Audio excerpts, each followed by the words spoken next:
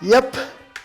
Our bathroom is super slippery, and that is why about a few weeks ago, Chris was walking down the hallway of our bathroom and slipped and grazed her shin.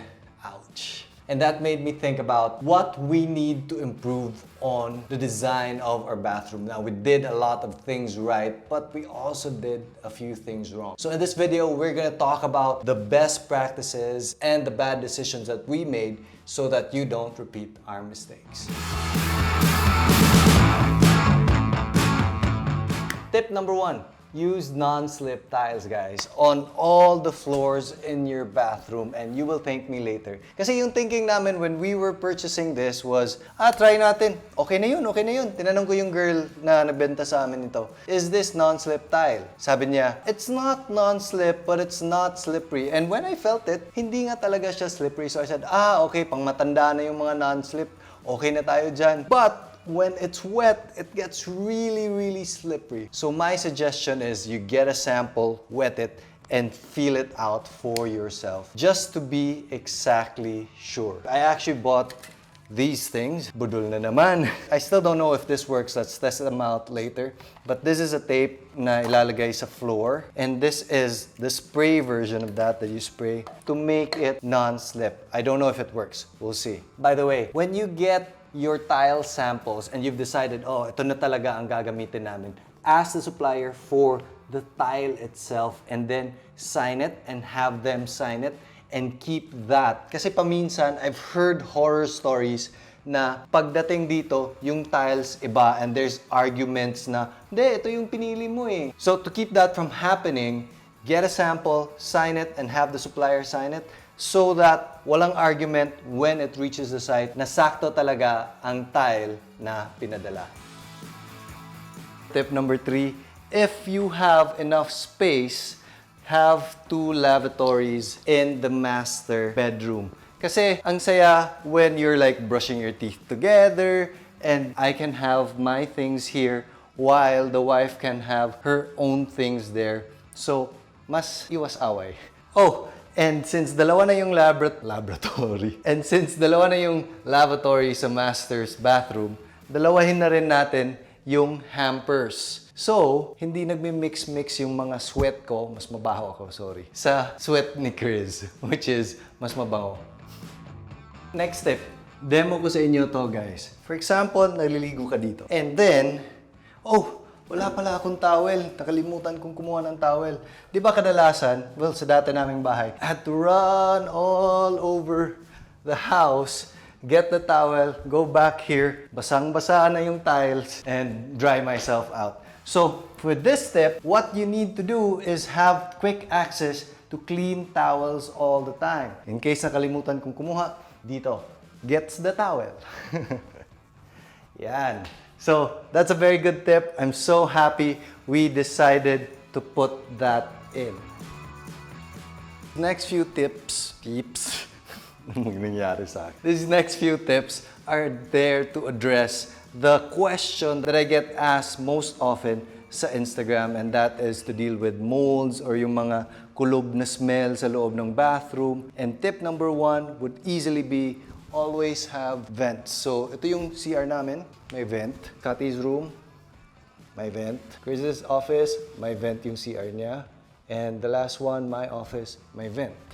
And pati dito sa ating powder room, meron pa rin tayong malaking vent just so that there's good air circulation that is happening. Second thing to do to address the mold issue is to make sure that you are always using moisture-resistant ceilings and boards. Which brings up our sponsor for today, which is HardyFlex. Now, HardyFlex is very much the OG when it comes to fiber cement board. So, si HardyFlex, pag nag-order kayo, sabihin nyo gusto nyo talaga ng HardyFlex. Kasi when you just say HardyFlex, para siyang Miss pa Xerox, hindi Xerox, brand ang Xerox, photocopy ang tama, di ba?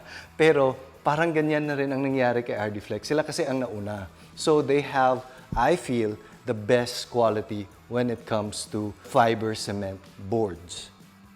Okay, meron tayong sample ng HardyFlex board. Make sure HardyFlex talaga ang nakalagay. And dito sa corner, meron din siyang green na mark that lets you know it is really HardyFlex. Pro tip for those of you who are thinking of putting tiles on their HardyFlex walls. Ano ba talaga ang thickness of the HardyFlex board that I should use? It's easy. Just divide the thickness of the tile by 2. It doesn't matter kung gaano kalaki yung tiles as long as you divide it by 2. For example, you have a 12mm tile, ang kapal ng tile, 6mm ang kailangan natin minimum for the HardyFlex board. Some of you are probably thinking, bakit si Slater nagpo-post ng HardyFlex if may langaw? Bakit si Slater nagpo-post ng HardyFlex? But meron din siyang sarili niyang walling product, which is Light Block. Well, HardyFlex and Light Block aren't actually competitors. We're actually complementary. So we have projects where we mix things up. HardyFlex for some areas, Light Block for some areas. HardyFlex for the ceiling, and meron ding mga HardyFlex like this that have wood grain na pwede namin gamitin to place on the Light Block for the facade area. So I feel like it's a perfect mix. And lastly, make sure your bathroom is waterproof. Kadalasan, we have a rule of thumb na wina-waterproof namin up to about a foot, especially for those shower areas. This prevents mold and prevents yung mga walls sa likod from bulging. It doesn't matter if you're using HardyFlex, Light Block, or Hollow Block. Make sure your walls and your flooring are waterproofed.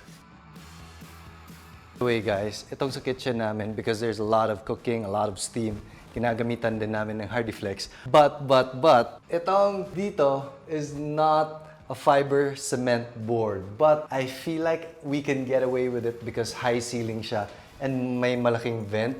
So I actually had this discussion with my father when we were designing this home. Sabi niya, worst case scenario, dahil contractor naman tayo, palitan natin, try it out muna. So we were able to use the wood ceilings, but I don't recommend it for everyone. Last few tips about tiles. Get a coin and knock everything and make sure there's no hollow sounding tile. Just to be extra sure na na-install talaga to ng maayos. Last tip is to have backup of 5 to 10% of the tiles that you bought so that in case may mga mabiyak or whatever happens to your tiles, meron kang kapalit agad. Because it is very hard to find the exact one after a long period of time has passed. Right, Scotty? Yeah. Daddy. Daddy. So, love, since you slipped, I bought this to try out if this will help from the slipperiness of our tiles.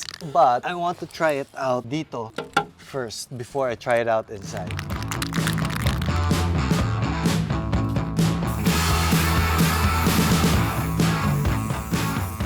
I finished spraying this part. This is the one without. And ang ganda because it's not like a tape na, alam ko itong mga tape na to paminsan gets dirty and kita mo yung strips. This one doesn't seem like there's any difference. It's just a little bit darker because it's more parang siniseal siya. But it feels like may maliit na mga sand granules dito versus this one. So when you touch it, ano talaga siya? May kapit. Come here. Oh yeah. So I bought this because you slipped. Oh yeah.